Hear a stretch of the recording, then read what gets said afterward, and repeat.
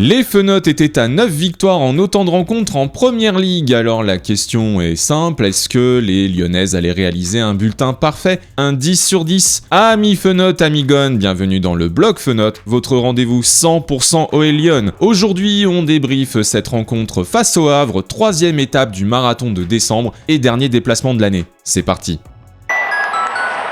Troisième déplacement d'affilée donc après Manchester, jour de repos le jeudi, séance de travail le vendredi et enfin direction le stade Océane ce samedi. Un enchaînement costaud mais aussi une opportunité de faire tourner. D'ailleurs, Selma Bacha, Ada Egerberg et Melchi Dumornay sont laissés au repos. Au niveau de la compo, Jonathan Riraldes change 9 joueuses sur les 11 alignées en Champions League. Du coup, on retrouve dans ce 4-3-3 notre gardienne chilienne, Christiane Endler, que je pensais voir souffler sur le banc, tout comme Alice Sombat en charnière centrale, cette fois accompagnée de Wendy Renard. À leur gauche, Sophie Svava, à leur droite, Ashley Lawrence. Le milieu est composé de Corbin Schrader, Lily Johannes et Inès Benyaya. Enfin, dans le trio offensif, on retrouve Vicky Béchaud et Kadidiatou Diani, derrière Marie-Antoinette Katoto en pointe. Un début plutôt calme avec des centres, de la possession, mais pas de véritables occasions. Il faudra attendre la 13e minute pour voir une tentative de loin de Lily Johannes. C'est capté par la gardienne havraise Laetitia Philippe. 3 minutes plus tard, un superbe centre de Sophie Svava trouve la tête de Kadidiatou Diani. C'est propre, c'est efficace, 1-0. 4e passe décisive pour la Danoise. Dès lors, l'OL installe sa domination. À la 22e, Svava continue son récital, frappe de loin boxée par Philippe, puis 2 minutes plus tard, une reprise un petit peu manquée sur une passe lobée de Lily Johannes. À la 31e, c'est Ashley Lawrence qui lance Kadidiani, qui centre pour Marie-Antoinette Katoto, qui est un petit peu trop courte. Juste après, sur un corner de Sophie Svava, Wendy Renard surgit de la tête, mais ça touche la barre transversale. Et enfin, à la minute 41 plus 1 sur un superbe travail de la Canadienne, centre parfait pour Katoto, qui ajuste de la tête, et on fait le break, 2-0. Juste avant la pause, encore une belle situation collective, avec Katoto qui décale pour Diani après un 1-2 avec Inès Benyaya, mais Philippe sauve.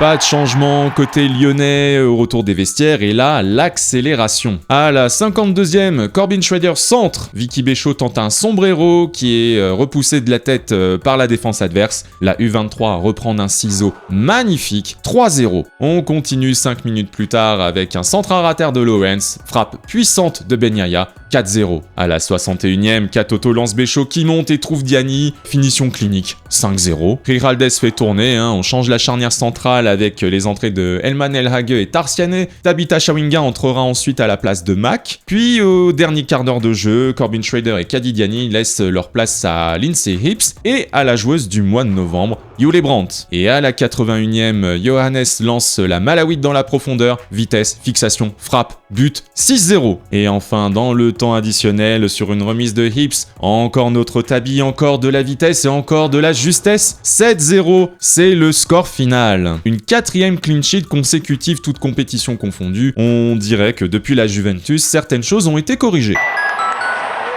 Avant de passer aux notes des Fenotes, merci pour les plus de 1300 vues sur le dernier débrief contre Manchester, mais on est aussi là en Première Ligue. Petit rappel rapide, si ce contenu vous plaît, pensez à liker, à commenter, à partager et surtout à vous abonner à la chaîne Oh bien joué. Bon alors, rien en dessous de 6, vu la physionomie du match. Je vais commencer par Christiane Endler, qui était un tout petit peu plus sollicité que d'habitude, avec une intervention peu académique à la 12e, une beaucoup plus compliquée à la 55e et enfin une plus décisive. Ensuite, Lily Johannes, même note, du travail défensif, une passe décisive mais aussi du déchet et quelques fautes, elle en a aussi subi. J'ai l'impression que depuis sa dernière sélection, c'est un tout petit peu moins fluide ces derniers temps. 6,5 pour Marie-Antoinette Katoto, alors j'ai trouvé plutôt gêné en première période. Malgré tout, il y avait du pressing et de la mobilité et surtout elle a été décisive quand il le fallait. Je vais mettre 7 à la charnière centrale, Wendy Renard, notre capi, autoritaire, du jeu long, de l'impact, c'était propre. Et Alice Sombat qui confirme des duels, du pressing, des couvertures, bravo. Corbin Schrader, même note,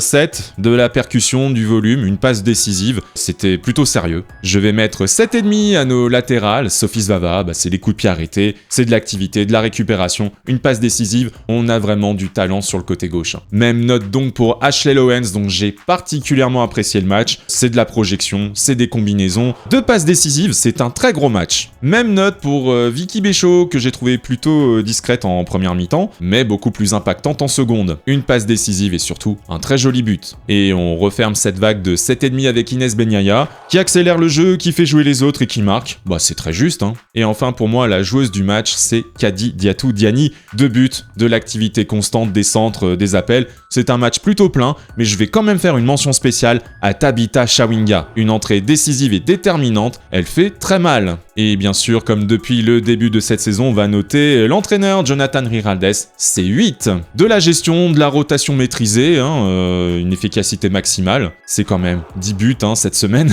Et 2 clean sheets, c'est très solide. Et en plus, c'est la même différence de but que contre Lens, mais sans le but encaissé, donc ça fait plaisir. Et vous, quelle a été votre fun-note du match, vos tops, vos flops? Bref, racontez-moi tout en commentaire et je me ferai un plaisir de vous lire et de vous répondre.